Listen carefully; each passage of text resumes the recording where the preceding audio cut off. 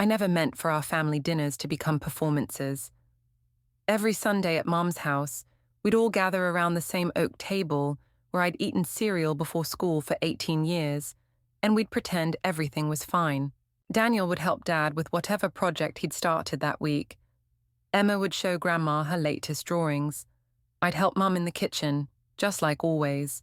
But underneath all that normalcy, we were all carrying around words we couldn't figure out how to say. The thing about my family is that we're experts at reading between the lines.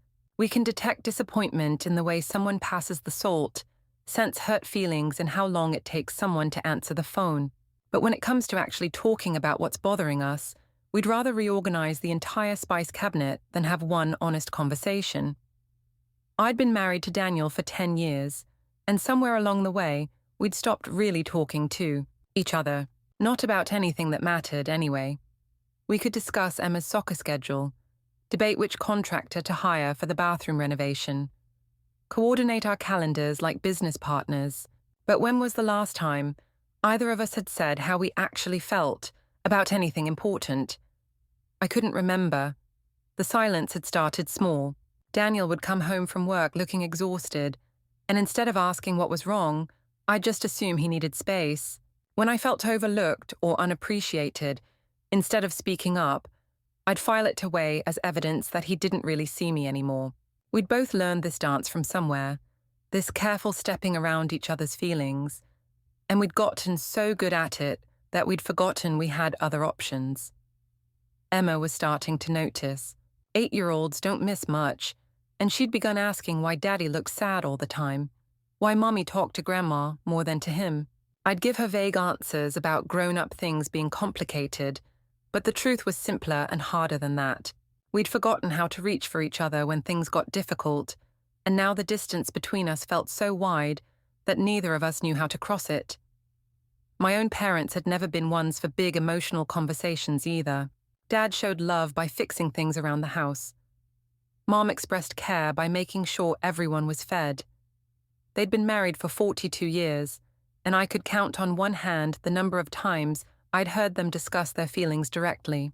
When they disagreed, they'd get quiet and polite until whatever it was blew over.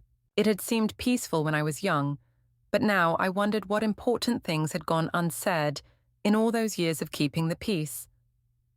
Daniel's family was different, but not necessarily better. His mum Grace had opinions about everything and wasn't shy about sharing them, but somehow the conversations always stayed surface level. His brother Tommy was the family mediator, always trying to smooth things over when tensions rose.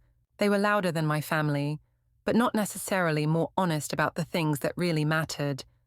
And now Emma was watching all of us, learning how families communicate, absorbing lessons about which feelings were safe to express and which ones should be buried. I could see her sometimes testing the waters, starting to say something, and then stopping herself, and I realized we were all teaching her the same patterns that had gotten us into this mess in the first place. The morning Emma asked why Daddy and I didn't laugh together anymore was the morning I realized how visible our distance had become. She was eating her cereal, swinging her legs under the kitchen table, when she made this observation with the casual directness that only children possess. I fumbled through some explanation about how grown-ups get busy and tired, but her question stayed with me long after I'd dropped her off at school. Daniel had already left for work by then, same as every morning for the past few years. We'd developed this careful choreography of getting ready without really intersecting. He'd shower first while I made coffee. I'd handle Emma's breakfast while he gathered his work things. We'd exchange basic information about schedules and logistics without much eye contact. It was efficient, but Emma was right. We didn't laugh together anymore. We barely looked at each other. At work, I found myself watching other people's interactions differently.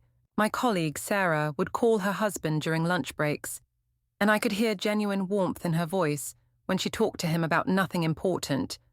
What they wanted for dinner. Some funny thing their dog had done. When had Daniel and I stopped having those kinds of conversations?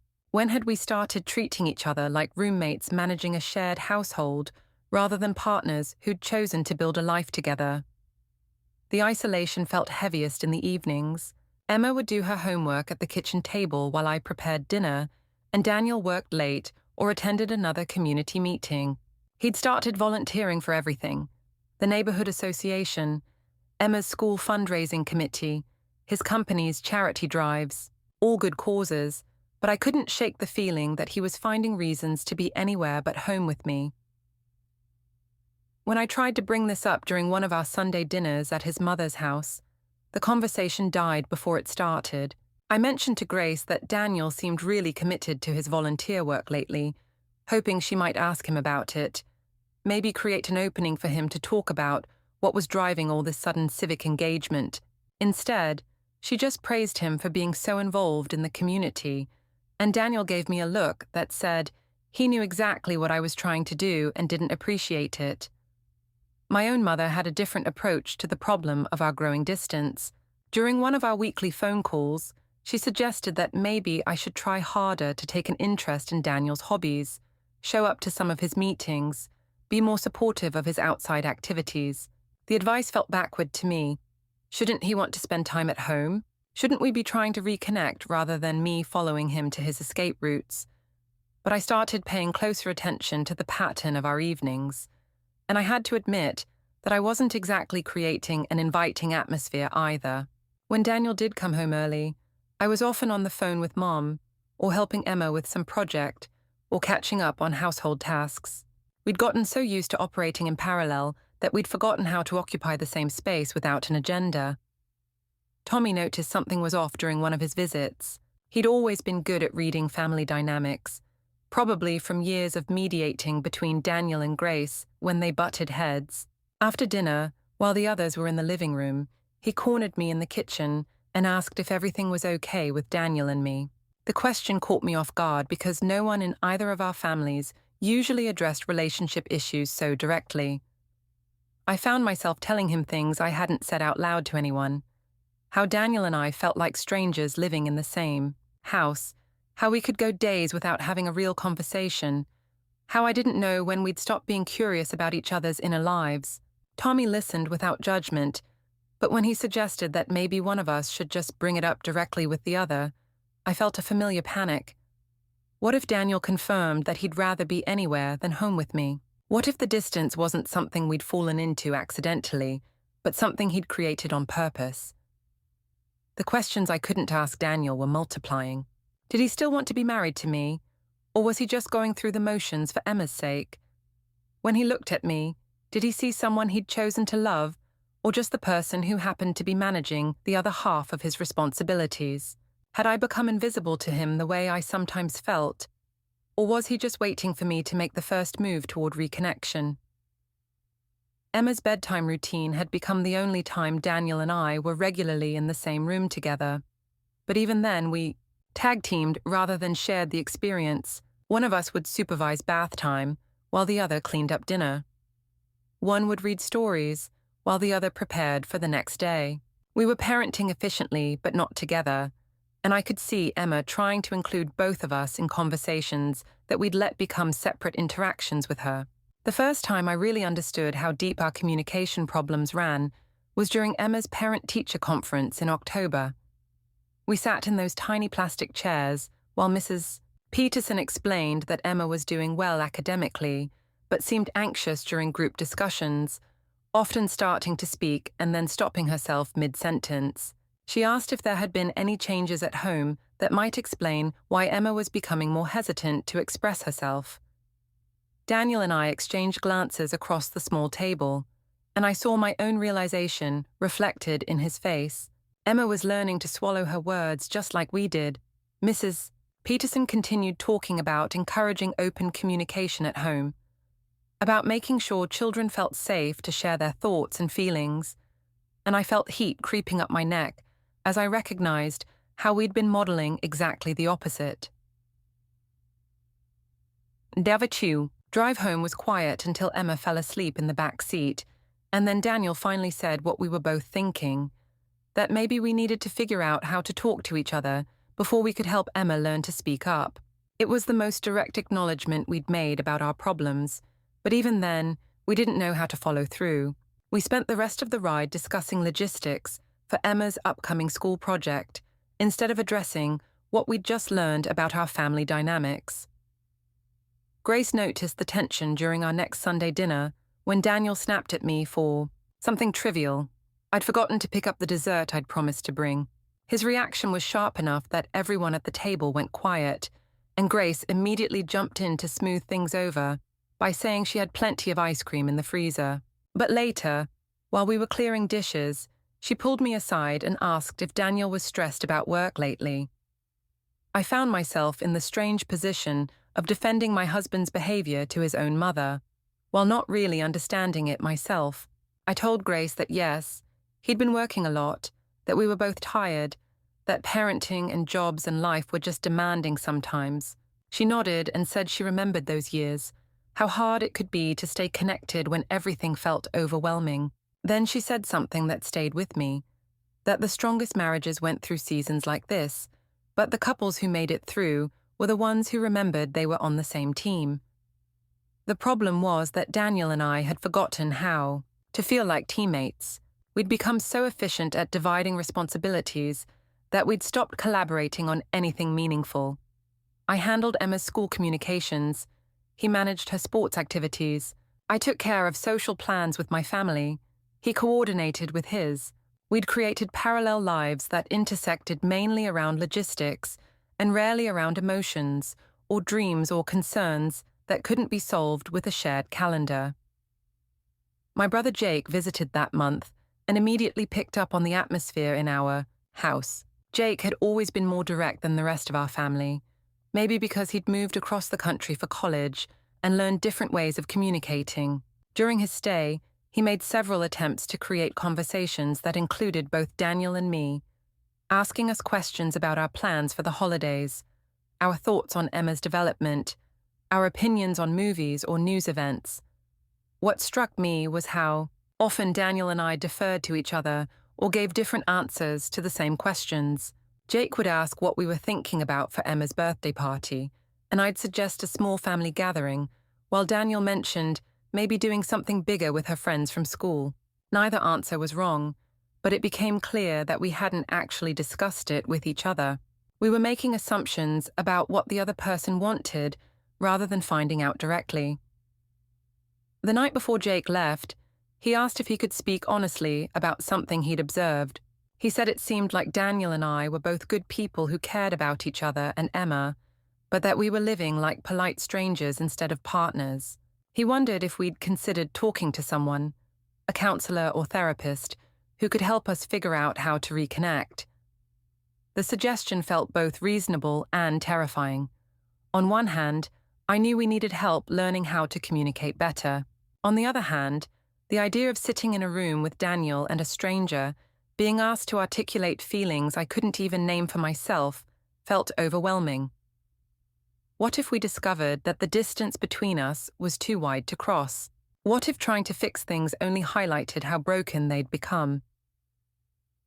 Daniel's reaction when I brought up Jake's suggestion was complicated. He didn't dismiss it outright, but he also didn't embrace it. He said he'd think about it, which in our family typically meant the subject would be quietly dropped unless someone brought it up again. But this time felt different. Emma had started having trouble sleeping, coming into our room in the middle of the night saying she'd had bad dreams she couldn't remember. The pediatrician said it was probably just a phase, but I couldn't shake the feeling that she was absorbing our unspoken tension. The breaking point came during what should have been a simple conversation about Thanksgiving plans. Daniel assumed we'd go to his mother's house like we had for the past several years. I'd assumed we'd host my parents this time, since they'd been hinting about wanting to see our new dining room furniture. When we finally compared notes 2 weeks before the holiday, we realized we'd made conflicting commitments without consulting each other. Instead of problem-solving together, we each got defensive about our assumptions. Daniel pointed out that we always went to his mother's for Thanksgiving. I reminded him that my parents were getting older and it was harder for them to travel. He said I should have brought this up earlier. I said he should have asked instead of assuming. Emma listened from the living room as our voices got sharper, and when she appeared in the kitchen doorway asking if we were fighting, we both felt the weight of how our inability to communicate was affecting her sense of security. Tommy showed up at our house on a Tuesday evening without calling first, which wasn't like him. He said he'd been thinking about our conversation from weeks earlier and wanted to check in. Daniel was at another city planning meeting, and Emma was in her room doing homework, so it was just Tommy and me in the kitchen. He asked how things were going between Daniel and me, and something about his gentle directness made me finally say what I'd been thinking for months, that I felt like I was losing my husband gradually, like we were slowly becoming strangers who shared a mortgage and a child. Tommy listened, then shared something I hadn't expected. He said Daniel had confided similar feelings to him, that Daniel felt like he couldn't do anything right at home anymore, like I'd grown distant and he didn't know how to bridge the gap. The revelation that Daniel was struggling too, that he'd noticed our disconnection and was hurting from it, shifted something in my understanding. I'd been so focused on feeling unseen that I hadn't considered he might be feeling the same way. Tommy suggested that maybe we were both waiting for the other person to make the first move toward reconnection, both too scared of rejection to be vulnerable. When Daniel came home that night, I did something I hadn't done in months. I asked him directly how he was feeling about us, not about his day or his work or Emma's schedule, but about our marriage. He looked surprised by the question, then admitted he'd been worried we were drifting apart, but hadn't known how to bring it up without making things worse. We talked until almost midnight, both of us acknowledging patterns we'd fallen into and fears we'd been carrying. Daniel said he'd thrown himself into volunteer work, partly because he felt unwelcome in his own home, that every attempt at conversation seemed to end in misunderstanding. I told him about feeling like he'd chosen everything else over spending time with our family. By the end of that conversation, we'd agreed to try counseling, not because our marriage was falling apart, but because we wanted to remember how to be partners instead of just co-parents and roommates. Our first counseling session felt awkward in the way that all new experiences do. Dr. Martinez asked us basic questions about how we met, what drew us together initially, when we felt most connected as a couple. Answering those questions reminded us of things we'd forgotten. How Daniel used to call me during his lunch breaks just to hear my voice. How I used to leave little notes in his work bag. How we'd stay up talking about everything and nothing when we first lived together.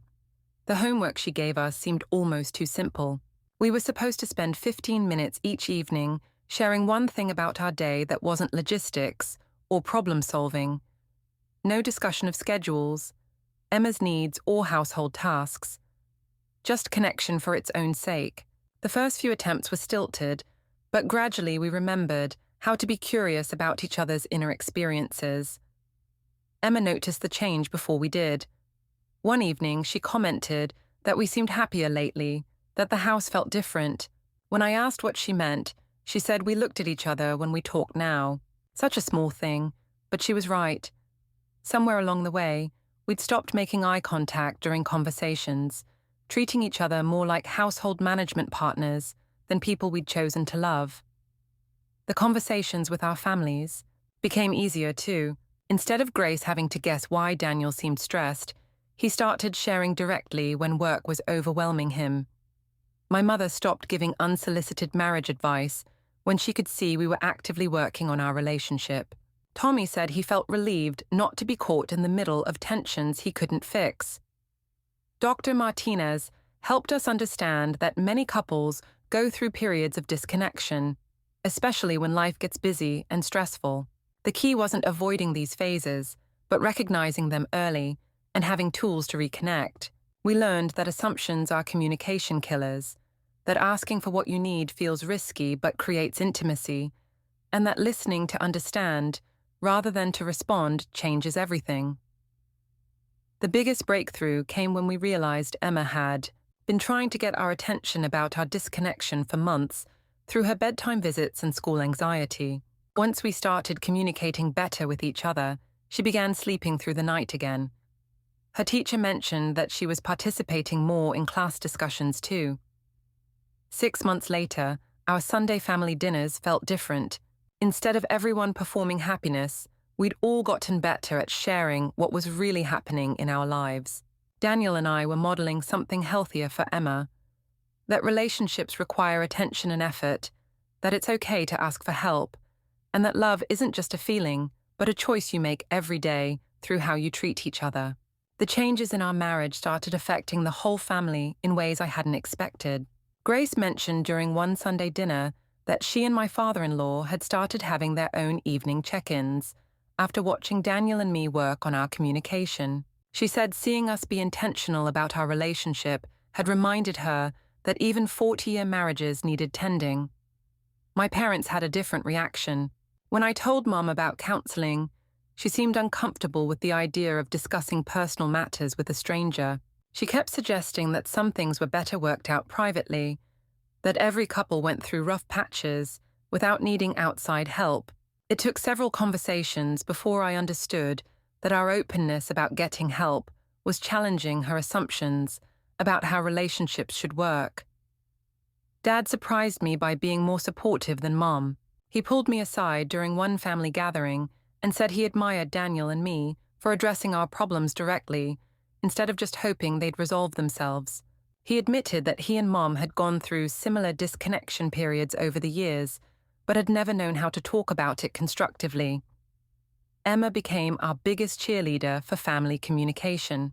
She started asking us directly for things she needed instead of hinting or hoping we'd notice. When she felt left out of decisions that affected her, she learned to speak up. When she was worried about something, she came to us instead of keeping it to herself. Watching her develop these skills reminded us how much children learn from observing their parents' relationship patterns. Tommy said the biggest difference he noticed was that Daniel and I seemed like friends again, not just co-parents managing a household. He could see us enjoying each other's company during family gatherings instead of just coordinating logistics. Jake, during his next visit, commented that our house felt more relaxed, that there wasn't the underlying tension he'd picked up on before. The most unexpected change was how other couples in our extended circle started asking us about counseling. Word had gotten around that Daniel and I were working with a therapist, and several friends admitted they'd been considering it too, but hadn't known how to bring it up with their partners. We found ourselves accidentally normalizing the idea that seeking help for relationship issues was a sign of strength, not failure. Dr. Martinez helped us understand that we'd been stuck in what she called parallel parenting, raising Emma side by side, but not together. Learning to communicate better as a couple automatically improved our co-parenting because we were making decisions together instead of assuming we knew what the other person was thinking. The work wasn't always easy. There were sessions where we had to confront uncomfortable truths about how we'd both contributed to our disconnection, but having a safe space to express disappointments and fears without defensiveness made all the difference. A year later, our family gatherings had a different quality entirely. The polite performances had been replaced by genuine connection, though it hadn't happened overnight. Grace had started asking more direct questions about how people were really doing instead of just commenting on surface-level things. My parents were slower to adapt, but even they began sharing more about their own experiences instead of just offering advice. Emma's confidence had blossomed in ways that went far beyond our family dynamics. Her teacher mentioned that she'd become a natural mediator on the playground, helping other children express their feelings instead of acting out. At home, she'd started a family tradition of sharing 3 things from our day during dinner: something challenging, something good, and something we were looking forward to. Daniel and I discovered that we actually enjoyed each other's company when we weren't just managing household logistics. We started taking evening walks after Emma went to bed, using the time to stay connected about more than just schedules. Those conversations reminded us why we'd fallen in love initially. We genuinely liked talking to each other when we made the space for it. The most profound change was realizing that intimacy wasn't something that happened automatically in long-term relationships. It required the same kind of intentional attention as any other skill worth maintaining. We'd learn to check our assumptions, ask for what we needed, and create regular opportunities for connection that didn't revolve around solving problems or coordinating calendars. Our families had become more honest with each other across generations. Tommy felt comfortable sharing when he was struggling with work stress instead of just trying to keep everyone happy. Jake started calling more often to actually talk rather than just check obligatory boxes. Even my parents had begun discussing their own relationship challenges instead of pretending they'd never disagreed about anything important. Dr. Martinez had helped us understand that emotional distance often develops when couples stop being curious about each other's inner lives. The solution wasn't just spending more time together, but spending that time with genuine interest in who the other person was becoming, not just who they'd been when you first met. Looking back, I realized that our communication problems hadn't developed because we'd stopped loving each other, but because we'd stopped expressing that love in ways the other person could recognize. Learning to bridge that gap had saved not just our marriage, but had given Emma a healthier model for all her future relationships. Don't forget to hit like, subscribe, and turn on the bell so you don't miss the next story. Write in the comments from which city are you watching.